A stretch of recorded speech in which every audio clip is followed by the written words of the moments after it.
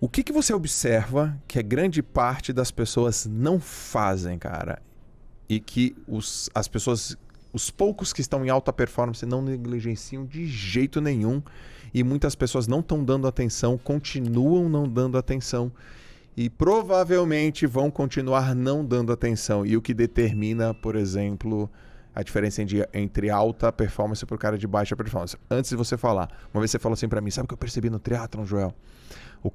O atleta amador e o cara da alta performance, é que o cara da alta performance, quando o bicho tá pegando, ele não se desespera no meio do desespero. No meio do caos, ele respira e vai. Isso. É mais ou menos essa pergunta nos negócios.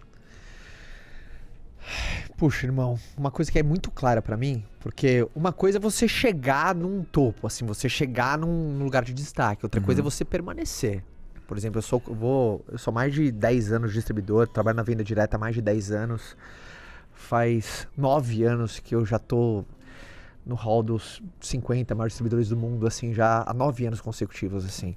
Animal. E aí, Caio, qual que foi a diferença? Como é que você conseguiu chegar e permanecer lá? Pra mim, o maior inimigo do sucesso futuro é o sucesso presente. Tá, fala mais. Por exemplo, quando a gente chega num determinado padrão, é muito comum a gente ficar num estágio mais confortável, de não ter uma evolução constante, uma inovação constante, a gente sempre não tem aquele aprimoramento. Como é que eu posso? Porque às vezes a gente entra nessa bitola de quando a gente tem um certo nível de resultado, a gente fica muito fiel àquilo que a gente fez a gente crescer. Mas aquilo que a gente fez levou a gente onde a gente tá. E o que a gente não fez vai levar a gente pro próximo ponto. Então, se fica nesse questionamento, Caio, o que você ainda não fez que vai te levar até o próximo ponto? Certo. Então, eu sempre fico nessa tara. E essa busca pelo próximo passo faz eu dar passos. Às vezes não do tamanho que eu quero, mas aquele movimento é constante. Certo. Por isso eu consigo permanecer lá. Permanecer lá. Porque o dia que eu começo a só fazer as coisas que eu sempre fiz... Às vezes o que dava certo ano passado pode ser que não dê mais certo esse ano. Com certeza. Então, o meu sucesso, às vezes, do primeiro ano que eu tive muito resultado na minha carreira, pode ser que não funcione agora mais. Então, eu tenho sempre muito esse pensamento, dessa inovação constante. Sim. Por exemplo, a gente está posicionado de maneira online, é sempre essa pergunta, como é que a gente pode fazer um pouquinho melhor? O tempo todo. Um pouquinho melhor. E é isso que garante uma sustentabilidade pra mim em alta performance. O tempo todo. Pra mim é isso, cara. É o jogo do cara. Porque não dá pra, às vezes, você fazer muito muito melhor quando você tá num nível muito alto. Começa a ser detalhe mais fino, cara. Sim, sim. Eu entrevistei lá o Gustavo Borges no meu canal.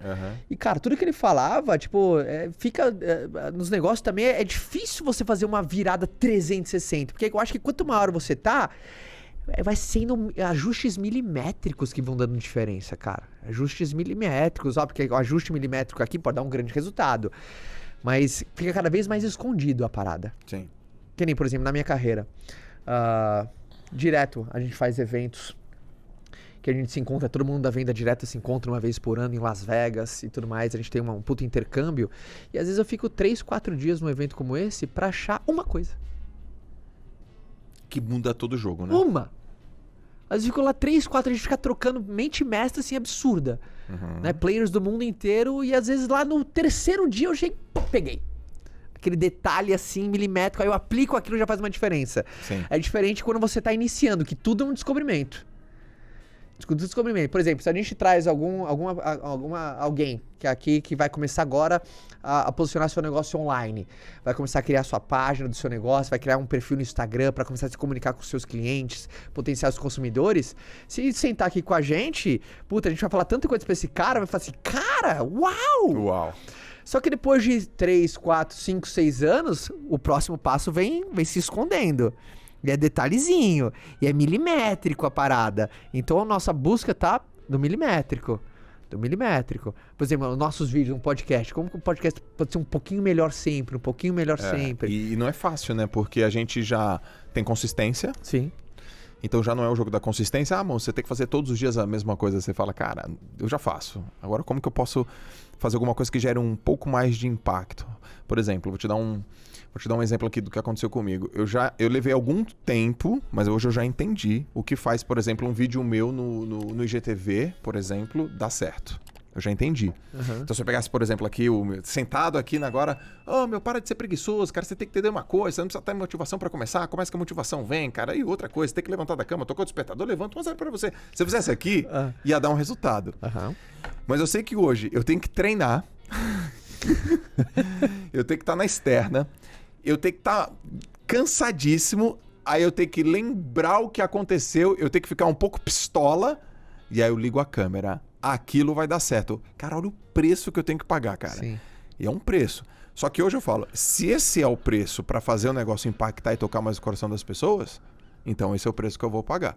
Então, entender o que eu tô fazendo, né? Até uma vez você falou isso, né? A importância de entender o que a gente tá fazendo é porque você consegue ter consistência nas tuas ações, né? Então você considera o seguinte, então, quando você não era o Caio Carneiro, o que fez você subir foi a curiosidade? E hoje, de certa forma, também achar alguma coisa que tem viés na curiosidade. Eu acho que o que fez eu crescer foi aquela... Eu assim, fui muito... São duas coisas. É uma palavra... Eu não consegui achar outra palavra que possa substituir, porque às vezes eu falo essa palavra, é uma palavra que pode ter um viés. Eu sempre fui muito ingênuo, Joel. Mas eu não consigo achar outra... Porque eu sempre acreditei que eu podia ser grande. Entendi. Essa ingenuidade, saca? Vou contar uma historinha aqui pra galera. Tinha um monte de rato e eles estavam com a ideia de subir na Torre Eiffel. Aí um monte de rato ficou olhando a Torre Eiffel e falou, puta, não vai dar não. Puta, olha o nosso tamanho, é o tamanho da Torre Eiffel. E alguns ratos começaram. Aí os ratos que nem começaram falaram assim, cara, esquece, onde você tá indo é o que tem pra cima. E os ratos, porra, é verdade. Começaram a descer. Alguns foram mais um pouquinho, começaram a descer. Aí um começou, subiu. E todo mundo, meu, você tá louco, você não chegou nem na metade. Subiu. Mas cara, não vai dar, você não subiu.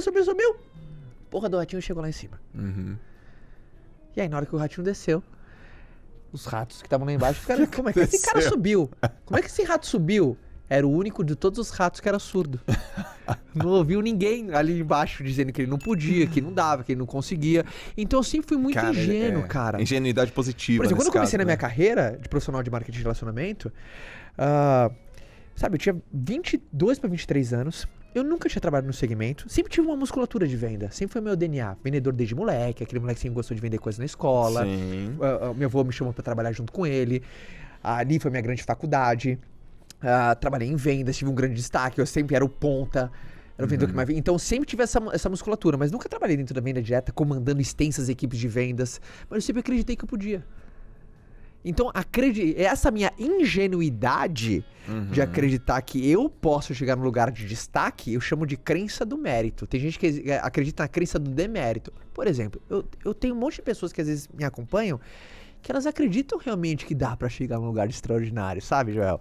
Tipo, elas olham às vezes até a gente e falam assim, pô, eu sei que dá pra chegar, mas honestamente, será que eu posso?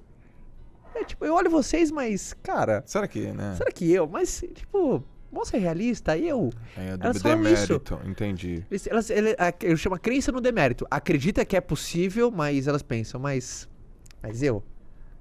Eu não, né? Ele sim, ele é especial, ela é especial. Ele é diferente, ela é diferente. Então assim, fui muito ingênuo nessa ponto de acreditar que eu podia. Isso meio que desencadeou um monte de coisa. Meio que desencadeou que dá, foi te fortalecendo, foi te dando uma convicção. Eu sempre fui um ratinho surdo. Sim. Eu sempre fui um ratinho surdo. Sempre preparei muito meu ambiente sem saber a força do ambiente. Sabe esse lance do ambiente te molda? Certo. Eu sempre tive bons ambientes, Joel. Bons ambientes. E assim, de maneira... Eu nem sabia que era uma estratégia você preparar o teu ambiente. O teu ambiente, ele é como se fosse uma pessoa. Ele pode te lembrar do que fazer, do que não fazer. Ele pode te ajudar ou te atrapalhar. E eu sempre preparei um bom ambiente. No começo foi assim, graças a Deus que eu tive um ambiente desse, hein? Mas eu vi que eu selecionava, sabe? Mas, voltando à tua pergunta, que fez essa ingenuidade de acreditar que eu podia. Sim. Isso foi o estopim. Tá. Foi o estopim. E aí ninguém te segurava. Aí, quando você tem aquela fé inabalável, não tem jeito, a gente pode falar um monte de técnica aqui. Meu amigo, se você não tem a fé inabalável... Não dá, porque a única certeza que vai ter é que vai ter umas buchas homéricas lá na frente. As buchas homéricas. E se você não tem aquela fé inabalável que você pode, que dá, que é pra você, não tem como, não tem quem consiga. Cara, animal, essa foi boa, a galera vai aprender bem com essa.